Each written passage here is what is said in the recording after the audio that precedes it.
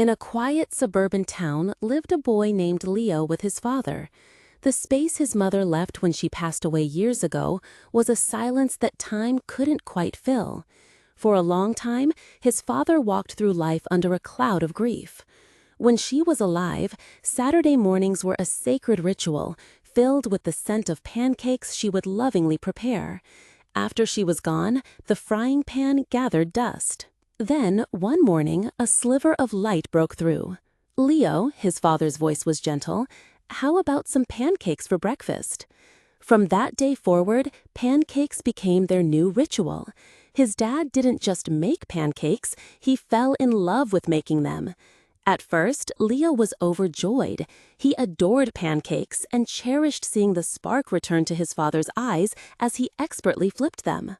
The passion grew, and so did the pancakes. His father bought larger and larger pans, crafting pancakes that dwarfed dinner plates, then pizzas. He'd grip a colossal pan with both hands, a look of intense concentration on his face. "Ready, son?" he'd call out. "Ready, Dad," Leo would cheer. With a mighty heave, the pancake would soar, creating a whoosh like a jet passing through the kitchen. It was pure magic. But soon, the magic became a mountain. Every morning, Leo would find a stack of giant pancakes waiting for him, so enormous he could barely finish one. The rest were packed for his school lunch, but his taste for them had soured. He was pancaked out. So he started trading them with his friends for their sandwiches, fruits, and chips. His friends were thrilled. They'd never had anything like them. This gave Leo an idea. "Dad," he proposed one evening, "why don't you sell your pancakes?" A flicker of fear crossed his father's face.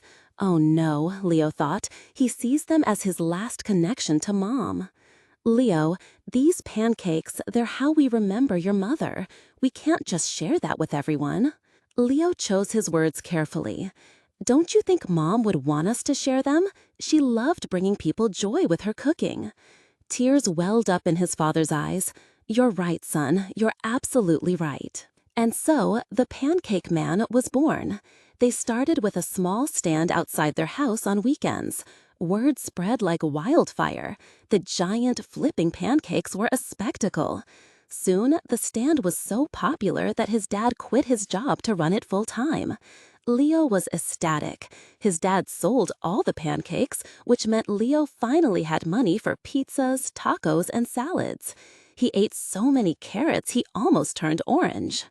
His father had found a new purpose, and the applause from the crowd with every successful flip was a balm for his soul.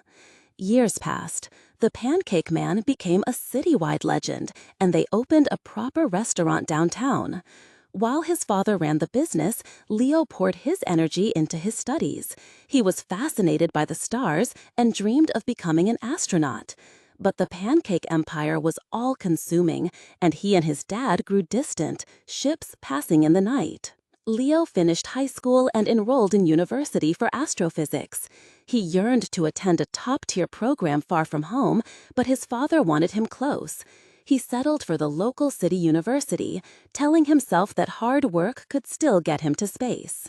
Then, tragedy struck again. A massive frying pan at the restaurant slipped from its hook, falling and hitting his father on the head. At the hospital, the diagnosis was grim. He didn't have long. Leo stayed by his bedside, a whirlwind of disbelief and anger. First his mother, now his father, both taken too soon. "Leo," his father rasped, his voice weak, "after I'm gone, I want you to run the restaurants, become the Pancake Man. It's what your mother would have wanted." A cold dread washed over Leo. He didn't want this life. He doubted his mother would want it for him either. But it was his father's dying wish, the final thread connecting them. "Okay, Dad," he whispered. "I'll do it." His father passed away that night. Leo threw himself into the work, hoping the exhaustion would numb the pain. But he hit a wall. He was a decent cook, but the giant pans were impossibly heavy. His father had built immense strength, a strength no one else possessed. When Leo tried to flip, the pancake barely lifted. So he started training. He channeled all his grief, all his sorrow, into lifting weights. He spent hours in the gym, his arms swelling until they felt like solid oak. In the brief moments he wasn't training or studying, he slept. And in his sleep, he dreamed.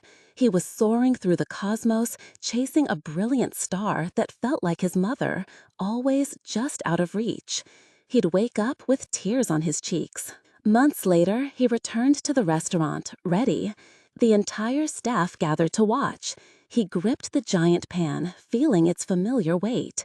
He took a breath, waited for the perfect moment, and flipped. He was too strong, too full of grief, too tired. The pancake didn't just flip, it launched.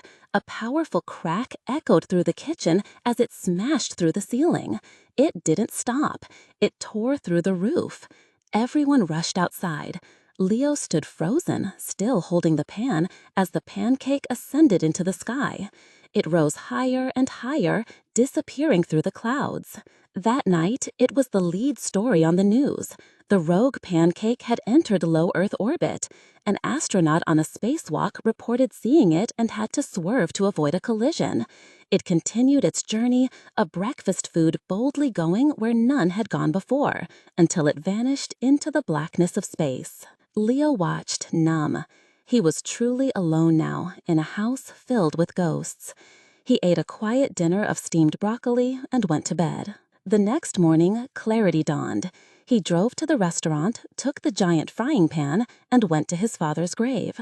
He gently laid the pan on the grass. "Dad, I love you," he said softly.